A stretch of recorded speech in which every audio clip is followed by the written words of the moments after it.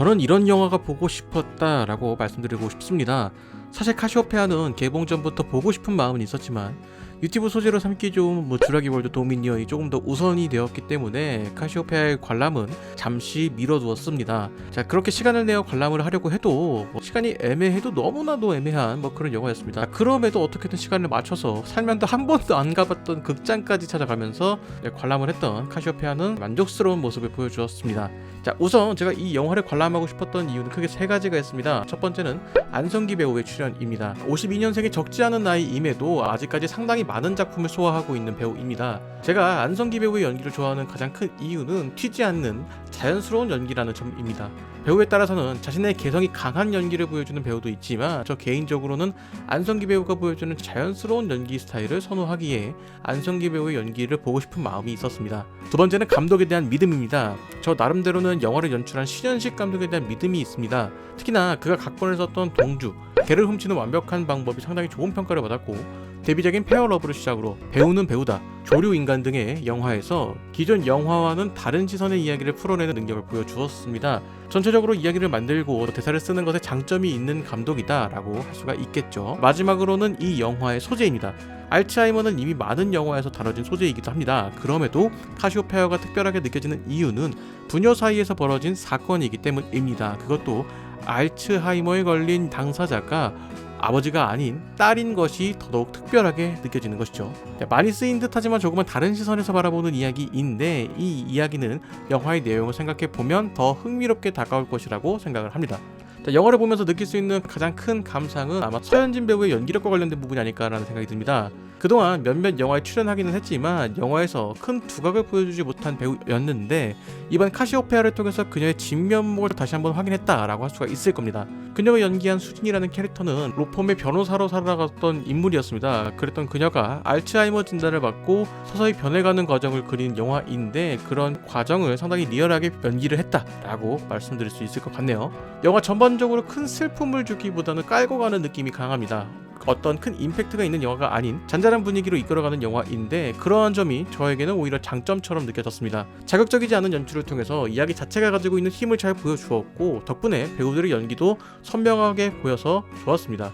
다만 영화를 보는 동안 중반부 이후에 다소 힘이 떨어지는 듯한 느낌을 받았던 구간이 있었는데 이 구간도 나름의 의도가 있었던 구간이다 라고 느껴집니다. 조금씩 예고가 되었음에도 후반부에 등장한 사건은 과연 이들이 어떤 결말을 맞이할지 궁금하게 만드는 사건이기 때문이죠. 자, 지금부터는 영화의 내용과 관련된 이야기를 좀 해볼까 합니다. 영화의 결말과 후반부 주요 사건을 제외한 중반 정도까지의 내용이 언급될 예정이니 이 점 참고하시기 바랍니다.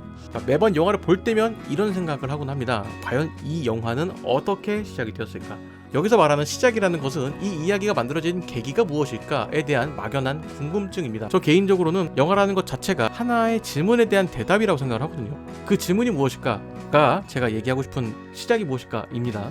그렇기 때문에 이런 그 질문이라는 것 자체가 영화의 메시지이기도 하고 주제와도 연결되는 부분이기도 하고 그것을 토대로 다양한 해석이 가능한 이야기 전체를 이해할 수 있는 열쇠가 될 수 있기 때문입니다. 그래서 제가 생각하는 이 영화의 모태는 이렇습니다. 딸과 어린 시절을 함께 보내지 못한 남자에게 그 기회가 찾아온다면 그것은 행복일까? 이러한 질문의 답이 카시오페아다 라는 것이죠. 이러한 이야기는 영화 속 인물의 대사로도 많이 언급되곤 합니다. 인생은 빚을 지고 갚는 행위의 반복이다 라는 것이죠. 극중 해양 플랜트와 관련된 일을 했던 인우는 자신의 딸인 수진과 많은 시간을 함께하지 못했습니다. 그렇기 때문에 수진을 대하는 인우의 태도는 시종일관 무덤덤한 모습이었죠. 호적상으로만 딸이지 두 사람의 관계는 아빠와 딸의 관계처럼 보이지는 않았습니다. 그렇기에 인우는 딸인 수진이 손녀인 진아에게 다소 과도한 언행을 보이는 모습에도 잔소리하지 않는 모습이었습니다. 아마 자신에게는 그럴 자격이 없다라고 생각했을지도 모르겠습니다. 관련되어서 영화 중반부쯤에서 수진이 진아에게 지나칠 정도로 잔소리를 했던 이유에 대해서 이야기를 합니다. 그 이유는 잘 되기 위해서라기보다는 잘못되지 않을까 하는 걱정이 더 컸기 때문이다 라는 언급이 있었죠. 어쩌면 이것은 자신의 과거와 연관된 이야기이지 않을까 라는 생각도 들었습니다. 과거 수진은 혼자서 컸다는 이야기를 했습니다. 앞서 말씀드린 것처럼 수진의 아빠인 인수가 일 때문에 집에 잘 없었기 때문에 힘든 일이 있더라도 혼자 견뎌내야 했습니다. 어쩌면 인우는 수진의 어린 시절을 돌보지 못했다는 빚을 가지고 있던 셈이죠. 그렇기에 수지는 타인 앞에서는 울지 않는다라는 이야기를 한 것입니다. 누군가의 도움을 받는 것에 익숙하지 않았기 때문에 그런 눈물이 자신을 약해 보이게 만든다라고 생각한 것이겠죠. 자, 그랬던 수진이 알츠하이머 진단을 받으면서 누군가의 도움 없이는 생활하기가 어려운 상황이 되었습니다. 그녀가 알츠하이머 진단을 받는 순간에도 인우는 큰 감정 동요가 없었던 것이 보입니다. 그저 자신이 처한 상황을 덤덤히 받아들이고 있을 뿐이었던 것이죠. 자, 여기서 앞서 이야기했던 이 영화의 시작이 되었던 질문을 다시금 떠올리게 됩니다. 딸과 어린 시절을 함께하지 못한 인우에게 그 기회가 찾아온 것이죠. 알츠하이머에 걸린 수지는 시간이 갈수록 아이가 되어갑니다. 그 과정에서 인우는 수진의 머리를 묶어주기도 하고 목욕을 시켜주기도 하는 등 양육의 과정이 재현되는 상황들이 연출이 되죠. 자, 그런 그녀에게 비교적 덤덤한 태도를 유지하던 인우가 그녀에게 잔소리를 하기 시작합니다. 그리고 이 지점이 비로소 인우가 수진의 아빠가 되었다라는 신호로 해석해볼 수가 있다는 것이죠. 부모의 잔소리는 자녀가 잘 되길 바라는 마음에서 나오는 것보다는 잘못된 길을 가지 않기를 바라는 마음에서 나오는 것이 더 크다고 생각을 합니다. 더 나아가서는 잘못되지 않을까 하는 마음이 더 이상 내가 통제를 할 수 없을 것이라는 공포로 번지는 순간이 생기게 될 것입니다. 정확히는 이 공포라는 것이 자녀가 부족한 사람이 되지 않을까라는 걱정에서 발생하는 공포보다는 나의 부족함 때문에 내 자녀가 잘못되지 않을까에서 나오는 공포라고 생각을 합니다. 즉 이런 공포의 원인이 자녀가 아니라 나의 부족함이 탄로난 것만 같은 그런 공포라는 것이죠. 자, 이러한 관점에서 영화 초반을 생각해보면 수진이 자신의 딸인 진아에게 잔소리를 했을 때 어떤 감정을 가지고 있었을지 추측을 해볼 수가 있다는 것입니다.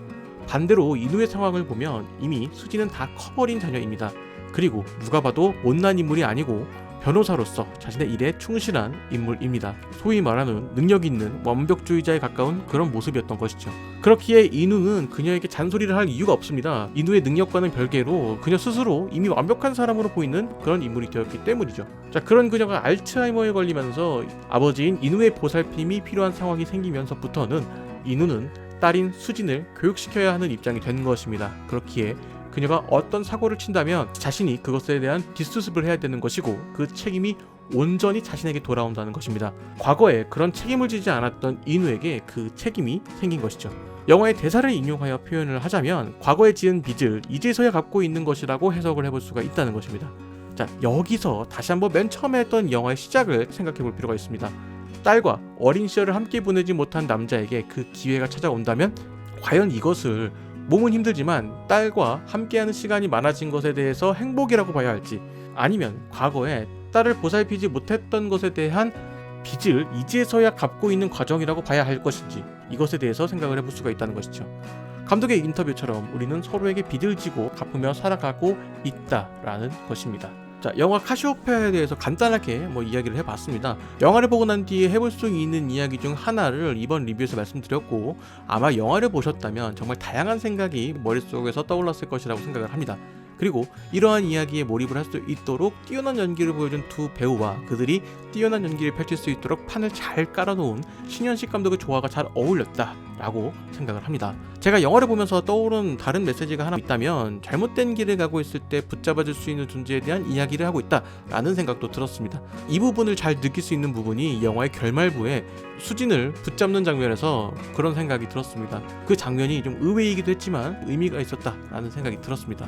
신현식 감독은 카시오페아를 통해서 누군가가 존재한다는 이유만으로도 영향을 받고 살아가는 것이라는 메시지를 전하고 싶었다고 합니다. 영화의 결말을 보면 이러한 메시지를 더 강하게 느낄 수 있을 것이라고 생각을 합니다. 범죄도시2와 쥬라기 월드 도미니언이 극장계를 장악하고 있지만 그들과는 다른 매력으로 영화라는 매체에 또 다른 매력을 느끼게 해준 영화가 카시오페아다라고 말씀드릴 수가 있을 것 같네요. 저 개인적으로는 재미있게 봤고 여러분들께 추천할 수 있는 그런 영화일 것 같습니다. 다만 영화를 보러 들어가시기 전에 휴지 정도는 좀 챙겨서 들어가셔야 되지 않을까라는 생각이 듭니다. 자, 오늘의 이야기는 여기까지입니다. 여러분들은 카시오페아 어떻게 생각하시나요? 댓글로 남겨주시면 감사하겠습니다. 저는 다른 이야기로 돌아오도록 하겠습니다.